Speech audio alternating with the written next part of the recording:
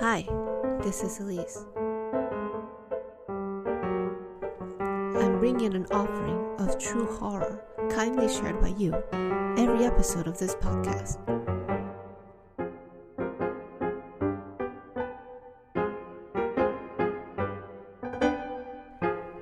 And then it got weird.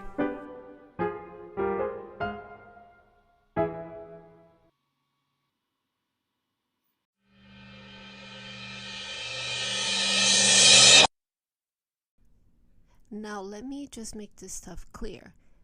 I was only 12 years old at the time, and I kind of look like a grown woman. Now I get catcalled a lot, mainly because I look much older than I'm supposed to.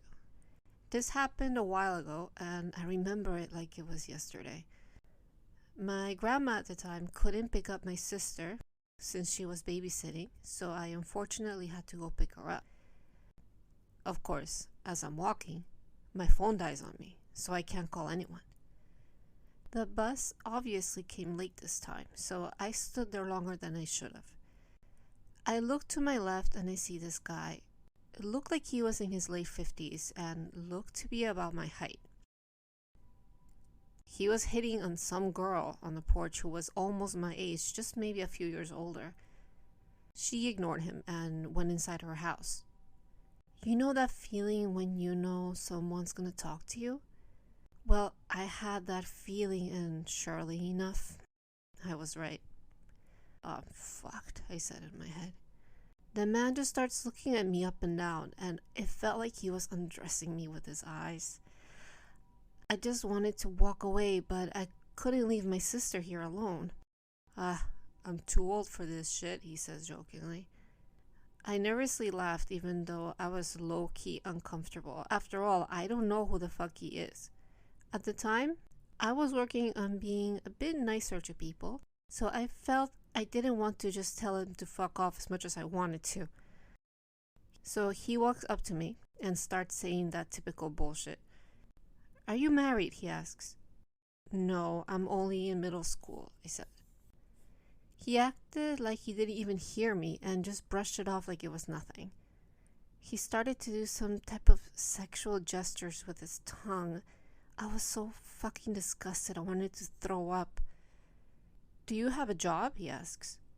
Now keep in mind, I was only 12 and obviously didn't have a job and not married.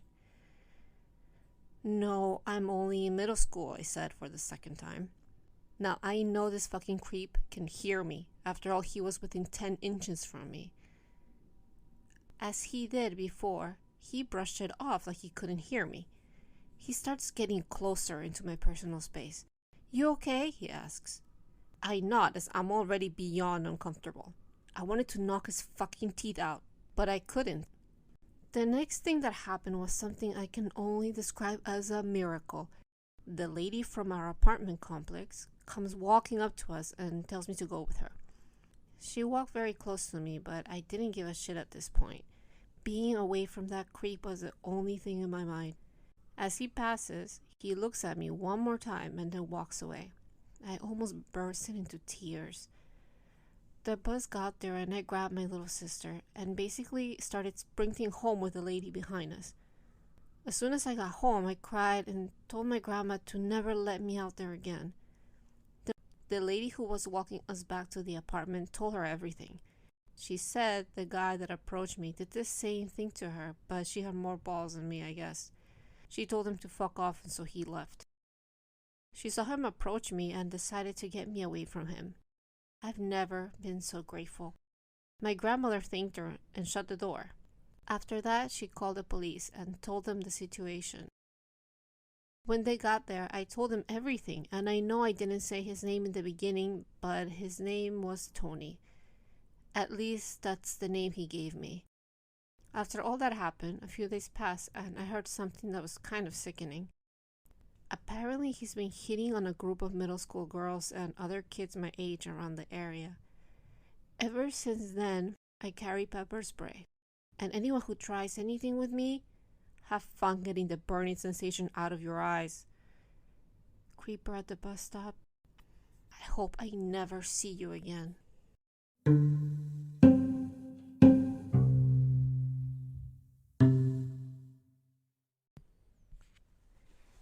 this story takes place a few years back. I was 16 and my cousin, who was with me, was 21 at the time. We'll call him Jay. We're rural town boys and we don't really have much to do. Jay and I grew up together, so we were very close and we always did everything together. One night, he decided to stay at my house with me while my parents were out of town. We didn't really do much, and just made some food, played some video games, etc. It wasn't long before we got kind of bored. In the past, Jay and I had gone for night walks just around the neighborhood, and we would just walk around and talk about stuff, things that were bothering us, girls, whatever really came up. That particular night, Jade had suggested that we go for a night walk, and he had a lot on his mind at the time, and so did I. I live about 2 miles from our old middle school. However, it's not in the direction of the nearest town, so we don't ever really see it. And we had decided that we wanted to roam over there, just to hang out and talk about our different times spent there. Take a trip down memory lane. When we got there, we looked at the building through the chain link fence, and we sat there pointing at stuff and telling each other jokes for about half an hour. And by this point, it had already been around 12:40 a.m. Jay had suggested that we hop the fence and sit down at the Ramada, a roof shelter, and that was closer to the school building, but not quite close enough to the cameras. So I agreed with this idea, as I wasn't really tired and still had more things on my mind to talk about. I remember walking over to the Ramada and seeing from a distance that the only camera facing the gym building had been broken, and it was hanging down, pointing at the ground. I thought maybe some kids playing wall ball hit it. I didn't think much of it. Jay and I sat there and talked for a while, and I had realized it was already 2 a.m. I was just about to say to him that we should probably head back when we heard the loud metal door of the gym suddenly open. There were windows in the doors for the gym, and there had been no lights on in there at that point, so it was pitch black in there the whole time we were there. We dug down and peeked over the wall to see who was coming. The school had lights all around the building. The Ramada did not, so we could see him very well, and we were hoping and thinking he couldn't see us. The man that walked out didn't look like anyone we recognized in our times there, nor did he look like he even belonged there at all. He was a very dirty, ragged-looking man, long hair, probably around shoulder length, and he was wearing a black hoodie with the hood up. We tried as hard as we could to not move or make any noise as we watched this man walk out.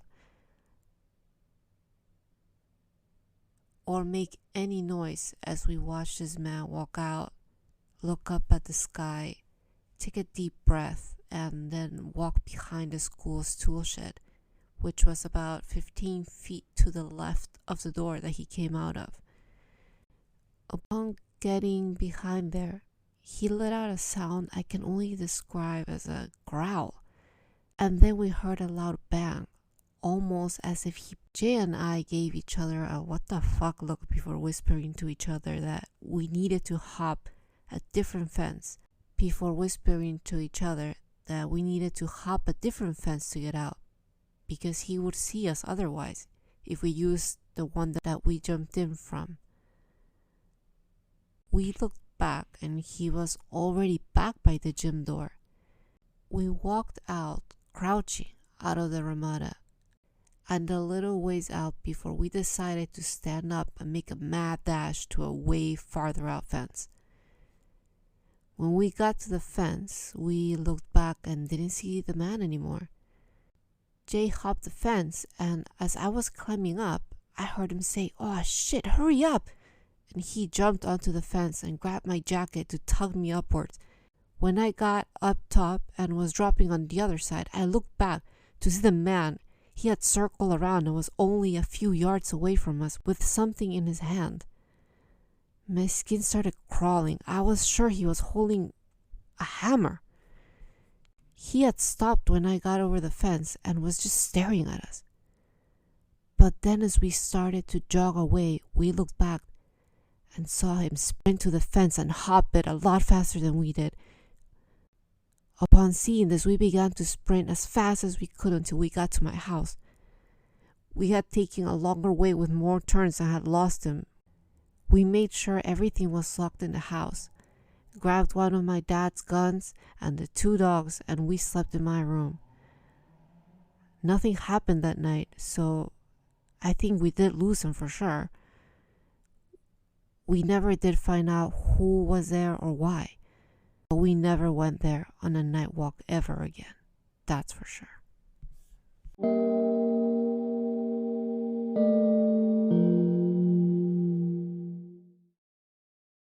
Okay, so about 3 years ago, I was having a camping trip with my cousins in the woods of my dad's friend's private property. No one should have been there except us. This happened the first night we were there. It was pretty late, like 11 p.m. or 12. I had just gotten back from a walk when I saw something behind a tree. If it were a human, it would have been almost 8 feet tall. This was not a hallucination because my cousin pointed out, "Hey, do you see that?" and signaled toward the tree. What I assumed was its head. It was very shiny and light reflected off of it, making me blink a few times actually. It disappeared and I couldn't be bothered to check it out, so I went to bed. Me and my 2 cousins were sleeping in the same bed, and we were filming and making funny videos when we heard a bang on the door. We were all hyped up on Coca-Cola, so one of us, I can't remember who, said, "Be gone, demon," and we all started to laugh about it. The next morning, the door had a little mark on it, and then I started to wonder, what is it that we saw? Was it the same thing that banged on the door? Me and my cousins had a big chat about it, and just sitting in bed, and we started to look things up on Google. I went for another walk, and this time a different way. At the end of the path was a hut. An old hut made out of wood. I could see a note stuck to the wall, but the hut was surrounded in prickle bushes, and I didn't want to get spiked in the ass. The note was hard to read. It was maybe scribbles? I'm not really sure, and till this day, I have no idea what it says. That night we left, but we always think back and wonder what that was behind the tree.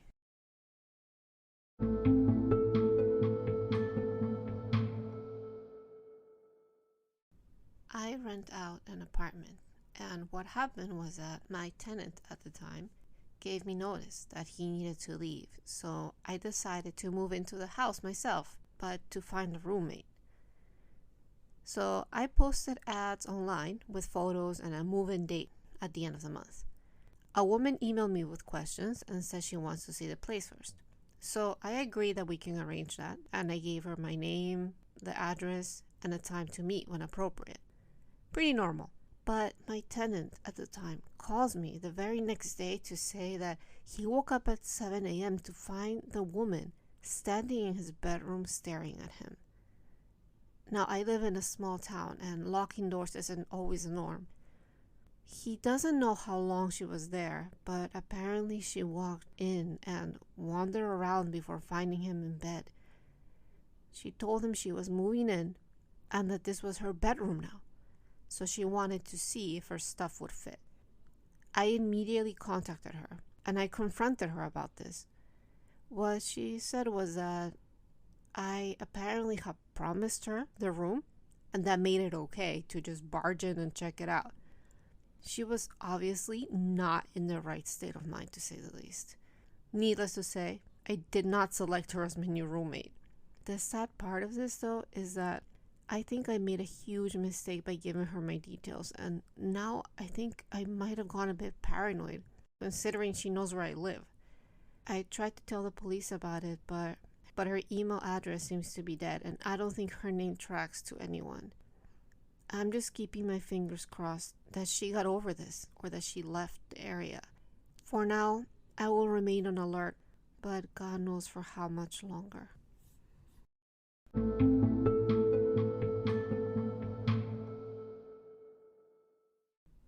Now, I'm not one to really believe in the paranormal, and I guess there are always some other explanations for things, but I don't know. I think this one is worth sharing. When I was around 10 or 11, my great-grandma died. Now, keep in mind that I had never actually met her before. She lived far away and had Alzheimer's for most of my life to this point, so I didn't have a chance to meet her. About 2 weeks after she died, the whole family went out to her ranch house to have a little gathering and go through the will and things like that. When we got there were a bunch of people there, most of which I didn't know. We went inside and I instantly had a weird feeling in the house. Not a scared feeling, just like something wasn't right. She had a very large old house that in my young mind, my first thought was that I needed to explore. The whole family was in the living room kitchen area, and I decided to go up the steep wooden staircase onto the second floor. When I got up there, I felt an instant drop in temperature and got a very uneasy feeling. I looked around for a while when all of a sudden I heard a creak from one of the back bedrooms. When this happened, I had the stereotypical response of, "Hello, is anyone there?" After I said this, I kid you not, I saw an older lady's head and shoulders look out from the bedroom at me and then go back in. She had medium-length gray-white hair, glasses, a very thin face, and even though I could only see her shoulders, I could tell that she was wearing a floral sweater. I walked over to the room and looked inside for who I just saw, and when I saw no one, I got scared and ran downstairs. When I did, I grabbed my dad and told him everything that happened, and when I was finished, his response was, "You just described your great-grandma." Maybe I did meet her after all.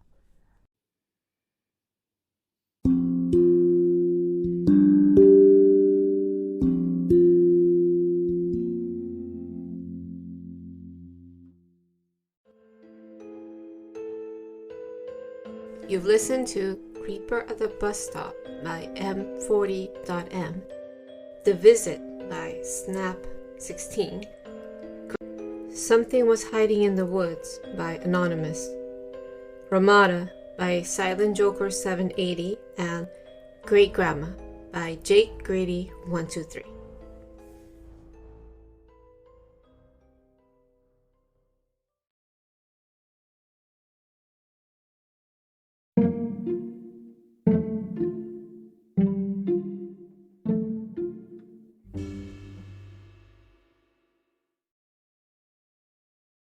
Thank you for listening to episode 2 of And Then It Got Weird. This isn't possible without my contributors, who will always be on the show notes. I realize I might not be able to pronounce your name properly sometimes. If you have anything to share, my email is itgotweird.podcast@gmail.com, and I'm also on Instagram at itgotweird.podcast. As I might have mentioned, I'm based in the Tokyo area of Japan, now for about a third of my life. But I would like to learn some interesting or mostly unknown fact about your town or city. This podcast is about shared experiences, and I want to learn about you, and I'm sure everyone else does. You can write something to me on Instagram or on my email. The world is a bit of a crazy place right now, to say the least, so please take care and stay safe. Good night, good morning, or have a great happy hour, if that's the time that it is where you are. This has been Elise with And Then It Got Weird.